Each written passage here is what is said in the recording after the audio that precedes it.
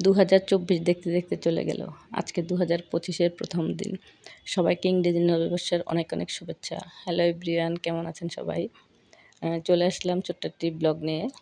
তো আসলে এটা রান্নারই ব্লগ, একদম জাস্ট রান্না করতেছি ওই ধরনের ব্লগটাই শেয়ার করতেছি। আজকে কি করলাম, কি রান্না করলাম, তো সেটাই শেয়ার করলাম। আমি আসলে পুরো যেই সারাদিন কি কাজ করি বা কি করি এগুলো আপনাদের সাথে শেয়ার করতে পারি না। তো জাস্ট রান্না করি, ওগুলাই হয়তো শেয়ার করি। তারপরে আপনারা যে আমাকে আসলে এইটা দেখে পছন্দ করেন বা ভালোবাসা দেন, সেটাই আসলে আমার জন্য অনেক বেশি পাওয়া। তো সবার প্রতি অনেক অনেক ভালোবাসা ও কৃতজ্ঞতা রইল। আর আজকে যেটা করতেছিলাম, যে বছরের প্রথম দিন যা যা রান্না করছি সেটাই আপনাদের সাথে শেয়ার করছি। এখানে আমি লাল শাক ভাজি করেছি। তো শীতের সময় কিন্তু আসলে শাক খেতে খুবই ভালো লাগে। আর লাল শাক, পালং শাক এই ধরনের শাকগুলো কিন্তু এমনিতেই খুব ভালো লাগে শীতের দিনে। তো আমি পালং শাকটা ভাজি করে নিয়েছি। আর এখানে আমি টাকি মাছ রান্না করতেছি। এটা হলো অনেকে ল্যাটা মাছও বলে এই মাছটাকে। এটাকে আমি জাস্ট টমেটো দিয়ে হাতে মেখে রান্না করতেছি। তো এই ধরনের তরকারিগুলো কিন্তু শীতকালে টমেটো দিবেন মাছের মধ্যে মেখে ঝুঁকে বসিয়ে দিবেন, আর একটু লাস্টে ধনেপাতা দিয়ে নামিয়ে দিবেন। এত মজা লাগে খেতে। আর শীতের তরকারি বা শীতের খাওয়া দাওয়া কিন্তু এমনিতেই ভাল লাগে, সবাই জানে।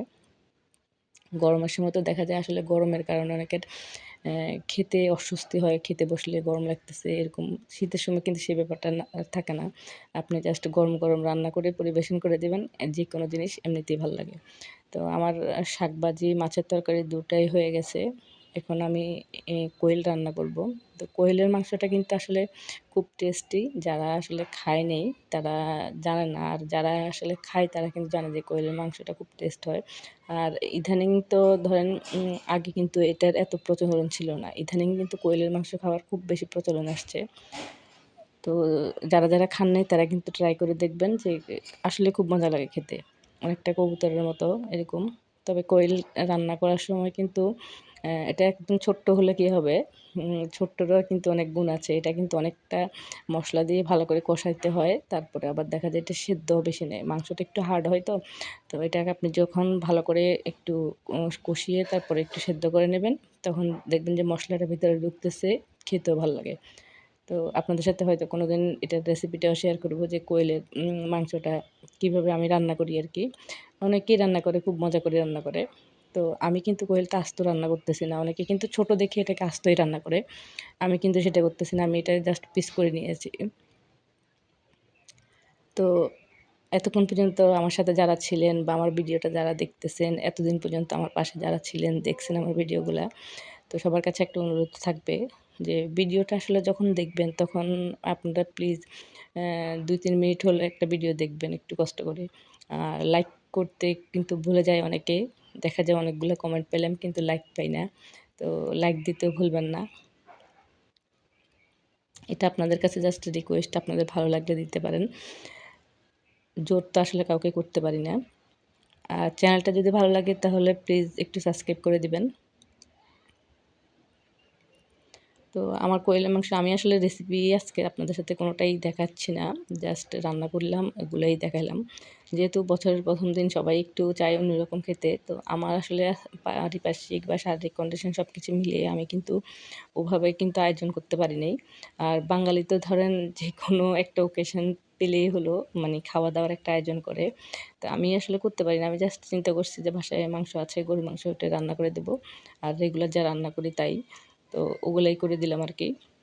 তবে আরেকটু ছিল, মিষ্টি-টিষ্টি এগুলা ছিল। সেটা আসলে আমি আপনাদের সাথে ভিডিও করে শেয়ার করতে পারি নাই।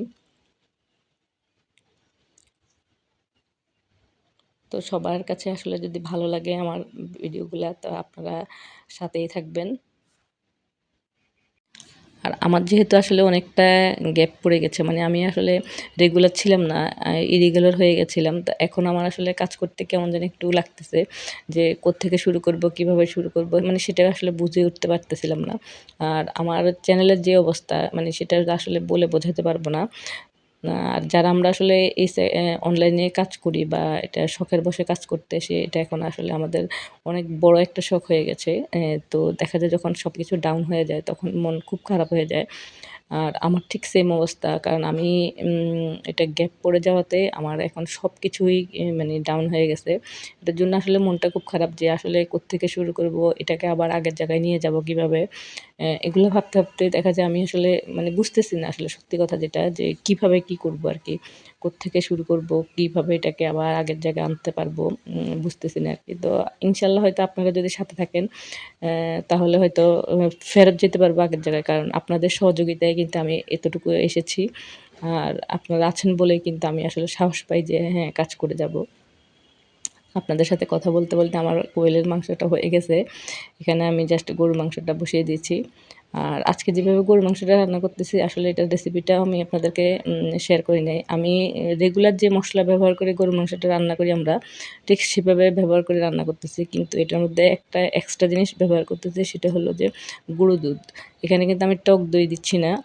গুঁড়ো দুধটাকে জাস্ট একটু গুলে তারপরে দিয়ে দিলাম। এখানে গুঁড়ো দুধ আমি প্রায় ১ কাপের মতো গুঁড়ো দুধ দিয়েছি। দিয়ে তারপরে এটাকে একটু গুলে তারপরে দিয়ে দিয়েছি। আপনারা অনেক সময় হয়তো বিয়েবাড়িতে যে মাংসটা খান, দেখবেন যে এটার টেস্টটা একটু অন্যরকম হয়। এটার কারণ হলো বাবুর্চিরা ওটার মধ্যে গুঁড়ো দুধ ব্যবহার করে, যার কারণে। তো আমার গরুর মাংসটাও রান্না হয়ে গেছে। সবগুলো রান্না কমপ্লিট। আমি জাস্ট এখন টেবিলে দিয়ে দিয়েছি। এখন খাওয়া-দাওয়ার পালা। তো যারা আমার ভিডিওটা দেখেছেন সবাইকে অনেক, অনেক ধন্যবাদ। আজকের মতো এই পর্যন্তই। সবাই খুব ভালো থাকবেন। নতুন বছর ভালো কাটুক। আল্লাহ হাফেজ।